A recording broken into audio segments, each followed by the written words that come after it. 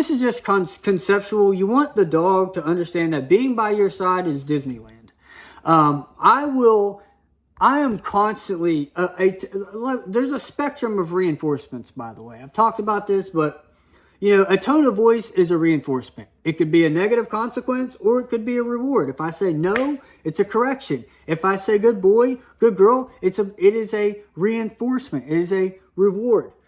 So I always want to give the dog rewards for doing the right thing, whether that be with just a lot of dogs are very responsive to a good tone of voice. So I talk to my dogs all the time, but it's with purpose. If I see my dog in a crate, I might look over for no reason and say, oh, good boy. I'm the type of person, if I see a dog, you know, pooping at the park, if I'm close enough to it and I think it can hear me, because it's, you know, I'm going to say, good boy. You know, I'm always reinforcing dogs verbally for good and bad behavior, because my tone of voice holds so much weight, and I know that.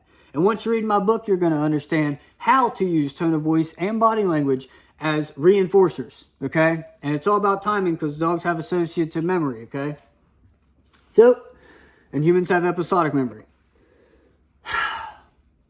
So leash pulling, okay? So the method is, and this doesn't matter if this is the method on a flat collar, on a slip lead, and on a prong collar. And I don't use the whatever Dale's using, the pinch collar. All I use, I'm a slip lead, prong collar. I haven't really gotten too much into the e-collar, but it just depends. So most dogs, after they understand leash walking though, they can walk fine on a flat collar. So if you're a flat collar person, they're fine. Once you keep them out of leash, you'll be able to take your dog out on a flat collar, no problem. And they'll respect you on leash. But the actual technical method goes like this. The dog is walking, and you literally just turn around and walk the other way. So, you know, you'll see a lot of people online, they talk about the wrist flick and all this other stuff. There's some truth to that, but it's not, the technique really isn't in the wrist flick. The technique is the dog is pulling on the leash, and if they're on a flat collar, they're hitting the end of the leash, and now you just walk the other way. Now let's say a force-free person, if you're like a positive reinforcement only type of leash walking person, like PetSmart will teach it this way. If the dog walks on the flat collar, they'll just turn around, walk the other way, and when the dog follows them, they'll say, good boy, and give the dog a treat. Okay? Now, a lot of people will get mad at that. Oh, that's actually torturing the dog because you didn't give them a hot dog 30 seconds later and they were expecting it or whatever. These people don't train, they don't know what they're doing.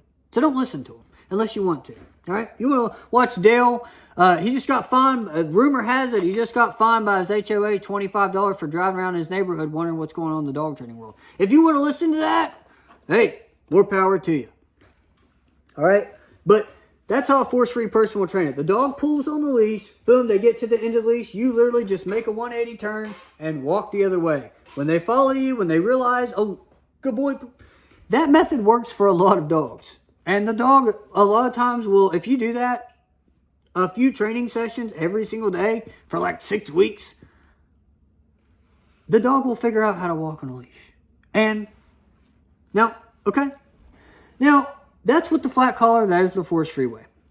They also have a couple other methods, but let's talk. The slip lead works the same way, except it adds a correction. So before, the force-free way is the flat collar. The dog follows you.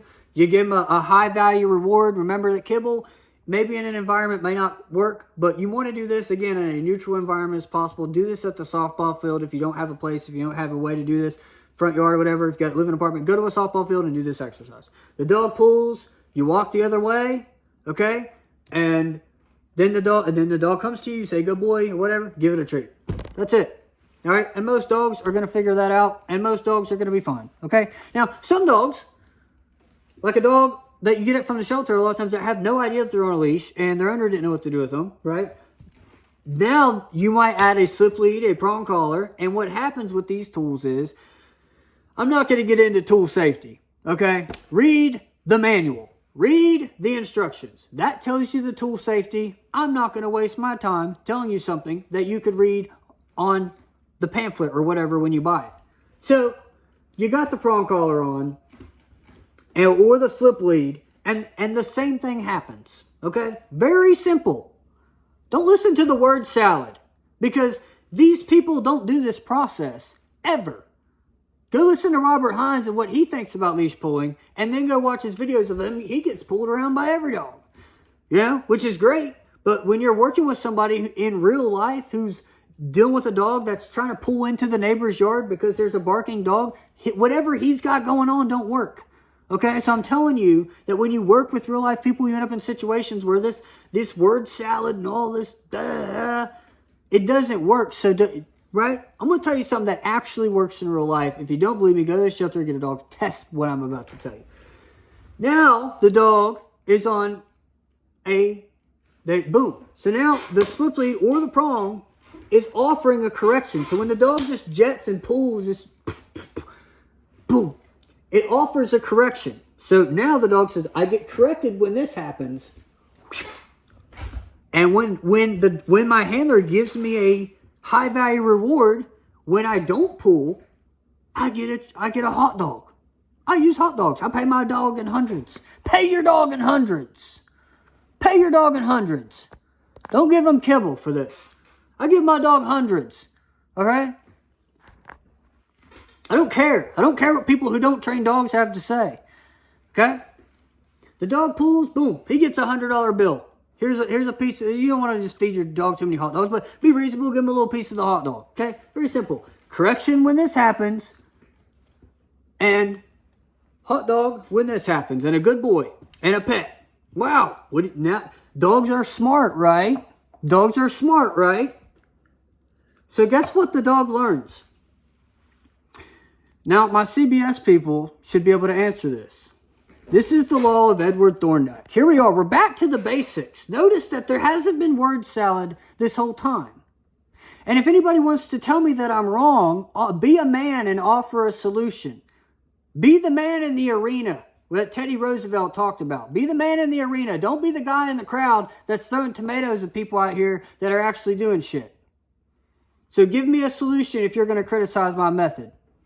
The dog pulls on the leash with the slip lead or the prong. A lot of dogs will learn with the flat collar.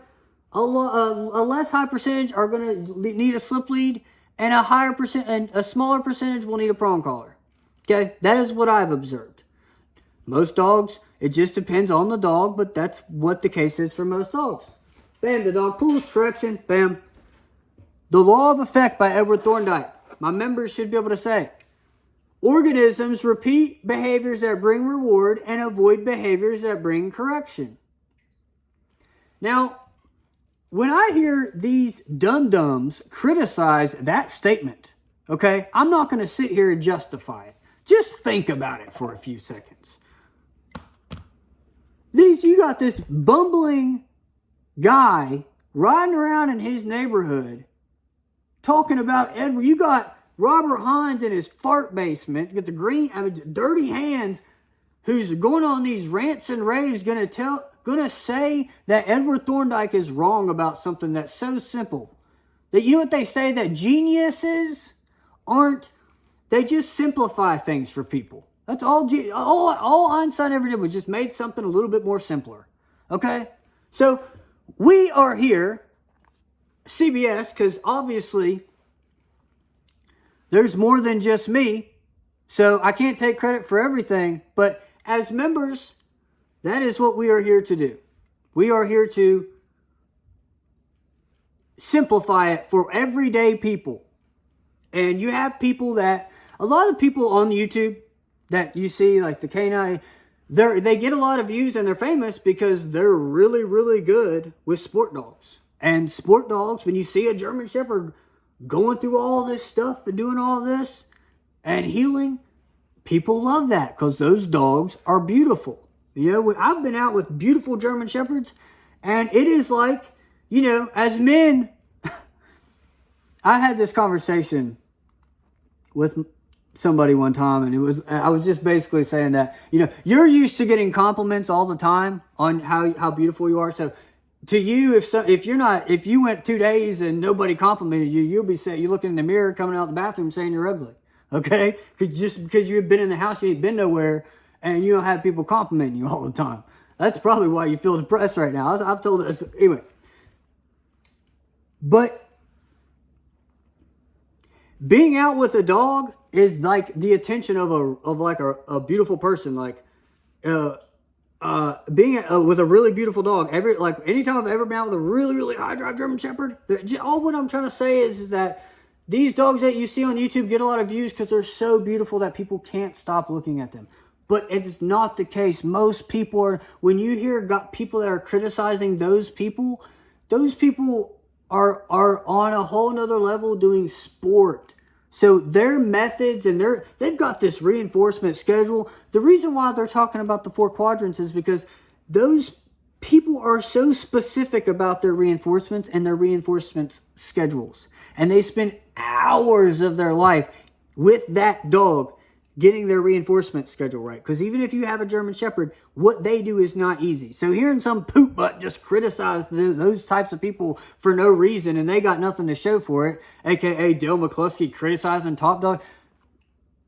I'm just saying, those are that's just all it is. So that's the basic method. Okay, if you're dealing with a dog that's leash pulling, all you do is walk the other way. And when they do it again, you just walk the other way. You ain't got to snap it. If you allow the dog, let's say the dog is on a slip. If the dog is just pulling on, if you're allowing leash tension on the dog, let's say I'm just letting the dog pull like this and the leash is extended. The goal anytime you're doing leash pulling exercises is you want to be able to walk that dog across a busy street with the relaxed J in a leash on a flat collar. That is like good. That's what most people need. I was on the phone I've been calling this guy. What if your dog gets loose and jumps over a trash can and never comes? I had this big scenario. I'm like, bro, it's not that serious. No, the dogs are going to, if dog got loose, they're going to come back to their owner. Whatever, right?